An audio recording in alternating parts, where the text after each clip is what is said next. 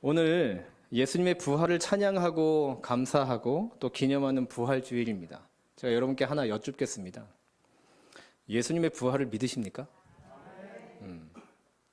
설교 끝났습니다. 너무 좋아하시는데?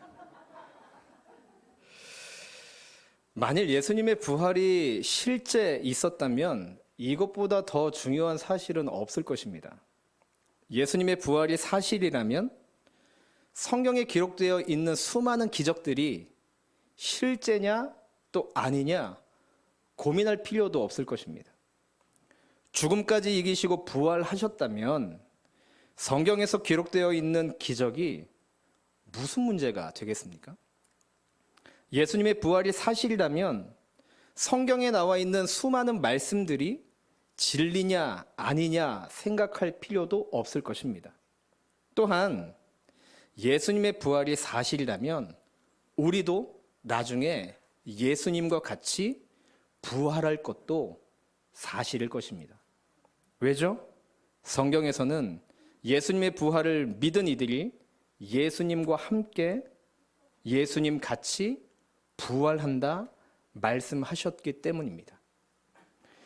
예수님처럼 우리가 부활한다는 것이 사실이라면 우리는 지금 당하는 어려움 때문에 넘어지지 않을 것입니다.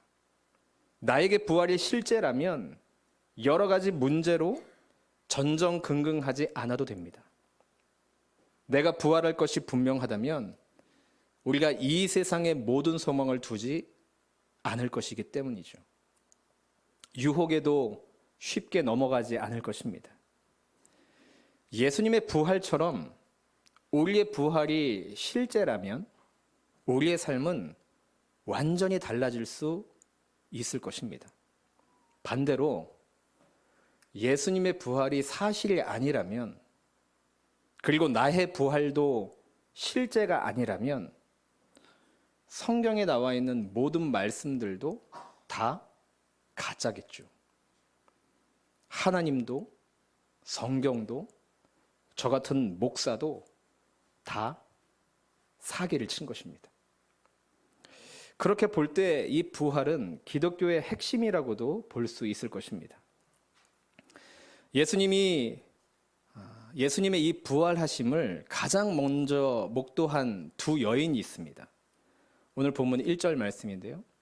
안식일이 다 지나고 안식 후 첫날이 되려는 새벽에 막달라 마리아와 다른 마리아가 무덤을 보려고 갔더니 안식일이 끝난 그 다음 날이 되려는 새벽에 여인들은 예수님의 무덤으로 향합니다.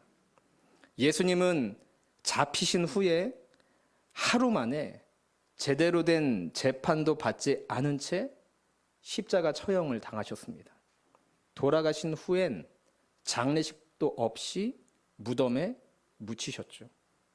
막달라 마리아와 또 다른 마리아는 아마 이것이 계속 마음에 걸렸던 것 같습니다. 그래서 예수님의 시신에 향품이라도 발라드리기 위해 무덤으로 향한 것입니다. 그런데 그곳에서 놀라운 광경을 목도하죠. 무덤의 문이 이미 열려 있고 그 문 위에 앉은 천사가 예수님이 부활하셨다라는 소식을 전했습니다. 그리고 무덤은 비어 있었죠. 예수님이 이렇게 부활하셨습니다. 근데요, 이것을 부정하는 사람들이 적지 않습니다. 어떻게 죽은 사람이 다시 살아날 수 있느냐 따지죠. 성경에 나와 있는 수많은 좋은 말씀들은 내가 인정하지만 부활에 대한 이야기는 허구라 단정합니다. 그런 게 어딨어. 말도 안 되는 소리 하지 마. 라고 반응하죠. 심지어는요, 교회를 오랫동안 다녔음에도 불구하고 여전히 이 부활이라는 이 사건이 믿어지지 않아 고민하는 이들도 적지 않습니다. 아까 전에 제가 서두에 여러분 부활을 믿으십니까? 여쭤봤을 때 아멘이라고 대답하셨던 분들도 계시겠지만 아멘이라고 대답 못하신 분들도 계실지 모르겠습니다. 겉으로는 안 믿는다, 안 믿어진다 말하진 못하지만 아니 속으로는 정말 안 믿어지는데 어떡합니까? 부활을 부정하는 이들 중에 예수가 그러면 부활했다라는 증거를 대보라 하는 이들이 있습니다. 그러면 이들에게 그러면 예수님이 부활하지 않은 증거를 한번 대봐라 얘기하면 또 마땅한 대답도 못 내놓습니다. 그냥 그런 게 어디 있느냐며 따지는 것이죠. 그동안 예수님의 부활을 애써 부정하려는 이들이 있었습니다. 여러 가지 주장이 있었는데 그중에 가장 대표적으로 나와 있는 것이 오늘 본문에도 나와 있는 것처럼 부활 조작설입니다. 제자들이 예수님의 시신을 훔쳐다가 어디다 숨겨놓고 부활했다라고 거짓말을 퍼뜨렸다는 것이죠. 이것이 사람들의 입에서 입으로 퍼져나가 나중에 사람들이 진짜인 것처럼 믿게 되었다는 겁니다. 모든 사람들은 문화의 영향을 받습니다. 그래서 상식은 문화의 산물이라 말하기도 하죠. 지금 우리가 상식으로 생각하는 것 중에 100년 전에 전혀 상식적이지 않았던 것들이 참 많이 있습니다. 100년 전과 지금의 문화는 많이 달라졌기 때문입니다. 그러니 2000년 전, 그것도 우리나라가 아니라 이스라엘의 문화는 지금 우리가 생각하는 상식과 정말 다를 것입니다. 그렇기 때문에 우리가 부활에 대해 함께 생각할 때 예수님의 부활을 2000년 전 그 당시의 문화로 이해할 필요도 있겠다 싶습니다. 물론 그때도 지금처럼 죽은 사람이 살아날 수 있다고 믿진 않았습니다. 이것은 어느 시대, 어느 문화권 다 동일한 것이죠. 게다가 그 당시는 그리스 로마 문화가 세상을 지배했던 때입니다. 이 그리스 로마 문화는요, 사람의 육은 저급한 것으로 보고 정신과 영혼만이 가치 있다라고 생각했던 때입니다. 그래서 이 육신에서 해방되는 것을 진정한 구원으로 여겼던 때라는 거죠. 사람의 육신이 죽는 것은 당연히 슬픈 일이었으나 육신이 다시 살아난 것을 기대조차 하지 않았습니다. 바라지도 않았어요. 이미 저급한 몸에서 자유로워진 영혼은 전혀 과거, 그러니까 육신의 몸을 다시 입는 것으로 돌아가고 싶어 하지도 않았습니다. 육체가 부활한다고 해서 기뻐할 분위기가 전혀 아니었다라는 거죠.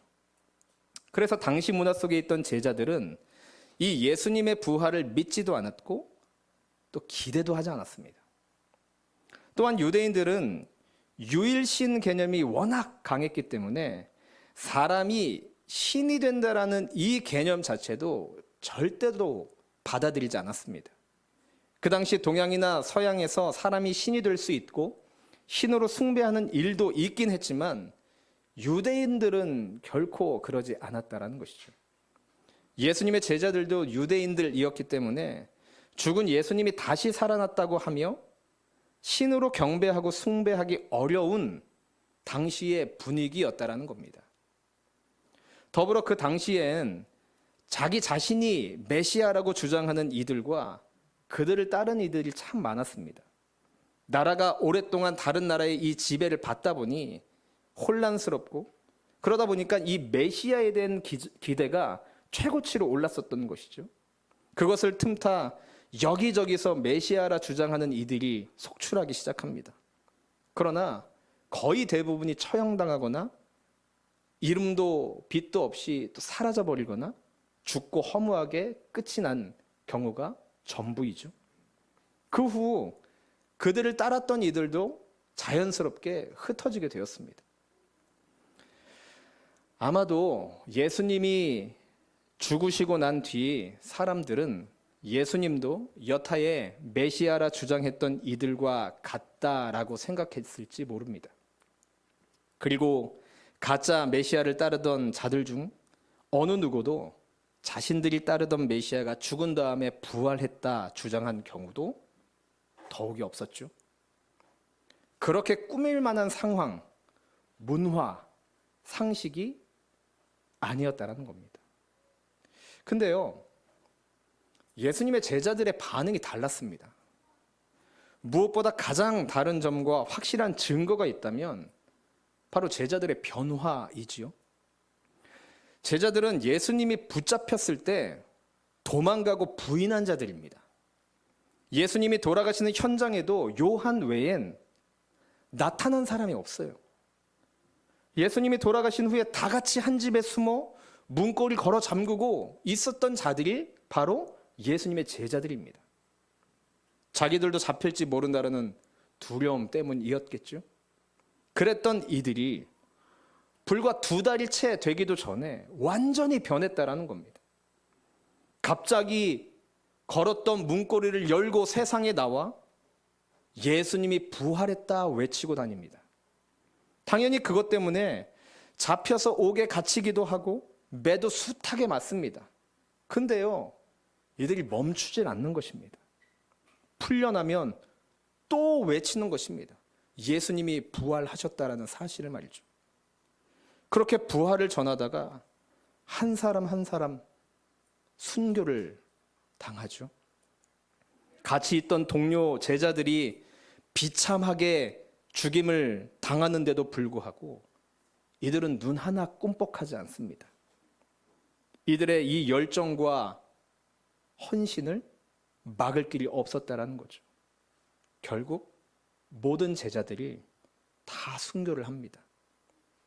우리가 아는 대로 베드로는 십자가에 거꾸로 매달려 순교했습니다. 안드레는 소아시아에서 복음을 전하다가 터키 아데사에서 십자가에 못 박혀 순교했습니다. 야고보는 헤롯에 의해 제일 먼저 순교했고, 빌립은 터키에서 채찍에 맞고 옥에 갇힌 후 54년에 기둥에 매달려 순교했습니다.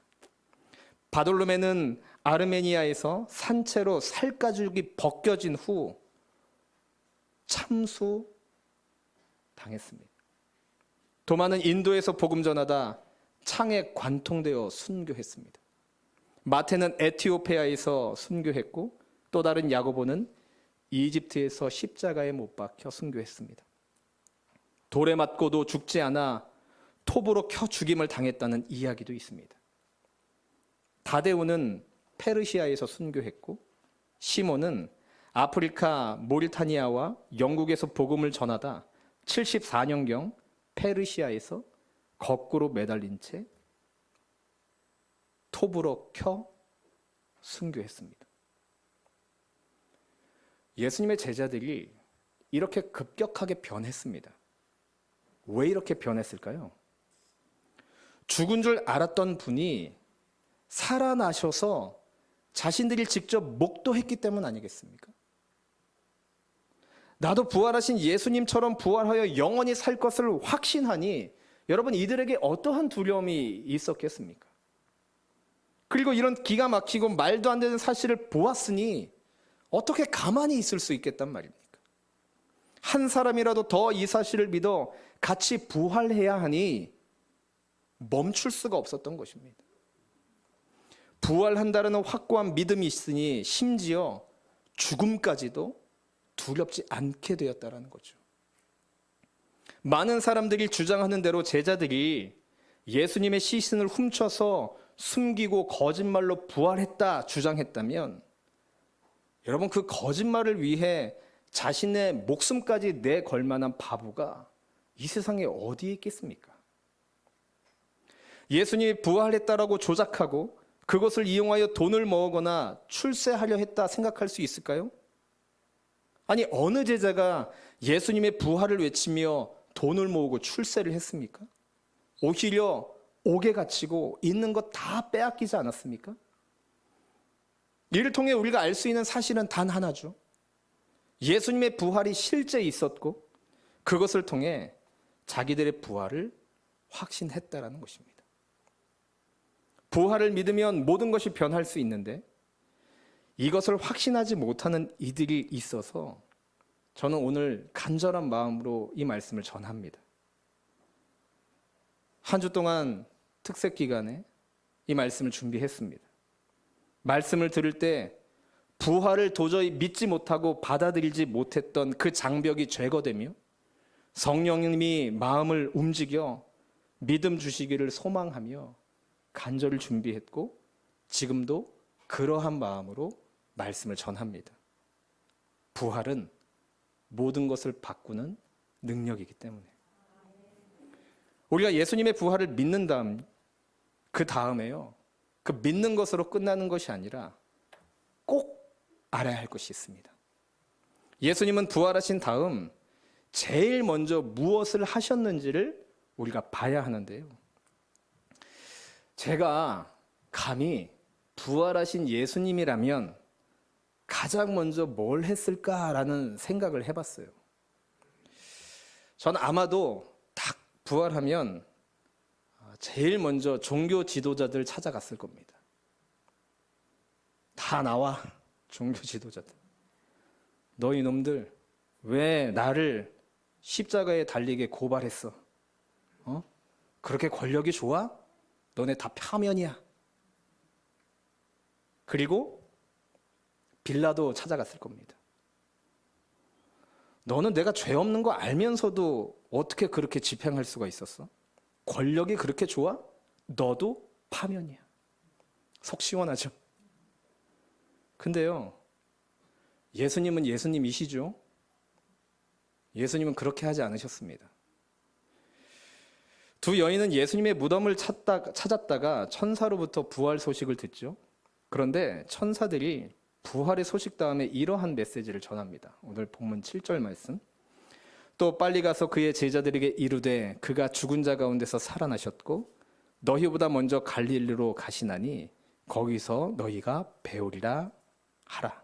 보라, 내가 너희에게 일렀느니라 하거늘.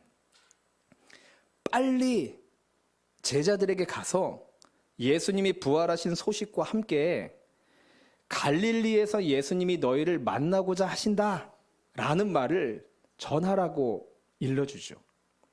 이것만이 아닙니다. 이후에 이 놀라운 소식을 듣고 제자들에게 부활의 소식을 알리려고 하는 여인들에게 예수님이 직접 나타나십니다. 그리고 이렇게 말씀하시죠. 이에 예수께서 이르시되 무서워하지 말라.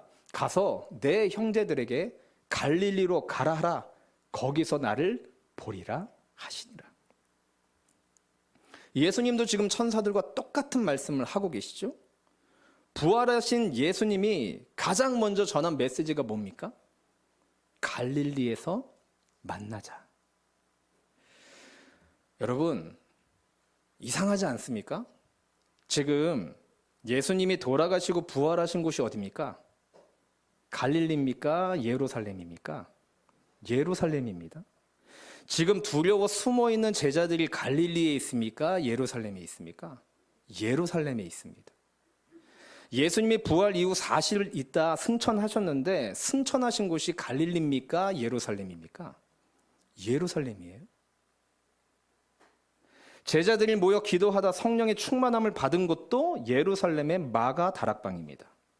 교회가 시작된 곳도 갈릴리가 아니라 예루살렘이었습니다.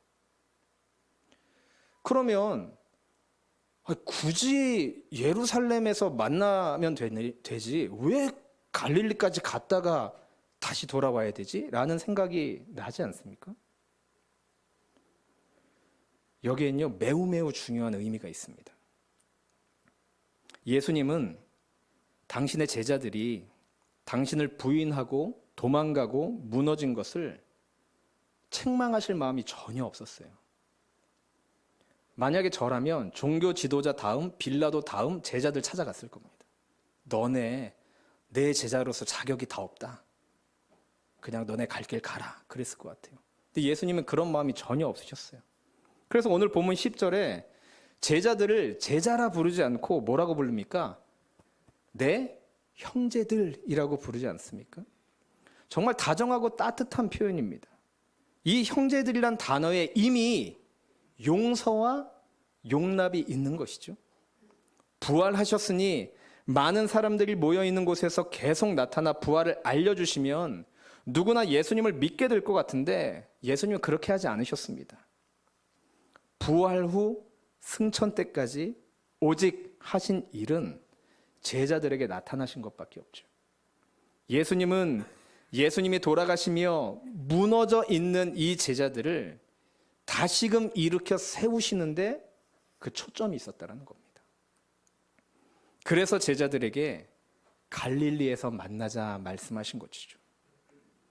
여러분, 제자들에게 갈릴리가 어떤 곳입니까? 예수님을 처음 만난 곳입니다. 그곳에서 예수님과 함께 살며 동거동락했던 곳이죠. 생명의 말씀을 듣고 놀라운 기적을 봤던 곳도 갈릴리였습니다. 하나님의 나라의 꿈을 꾸고 예수님의 흔적이 고스란히 남아있는 곳이 바로 갈릴리였다는 것이죠. 그런데 예수님이 돌아가시며 배신하고 도망가고 숨어 있으며 제자들은 철저하게 무너졌습니다. 모든 것이 끝났다 생각하고 그들 안에 있는 열정도 잃어버리고 예수님이 그들에게 부어주셨던 사명도 이미 포기한 지 오래입니다. 그런 제자들에게 예수님은 갈릴리에서 다시 만나자 말씀하시죠. 갈릴리는 첫사랑의 추억이 있는 곳입니다. 신앙의 초심이 있는 곳입니다. 그리고 소명과 사명이 있는 곳이죠.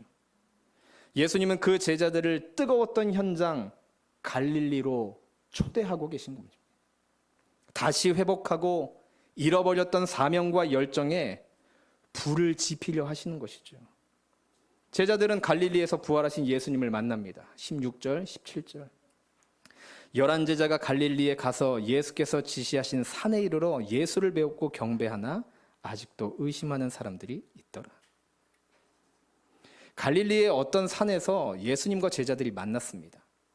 그 산이 어디인지 나와 있지는 않지만 분명히 예수님과 제자들과 함께 깊은 추억이 묻어있는 곳임은 분명할 것입니다.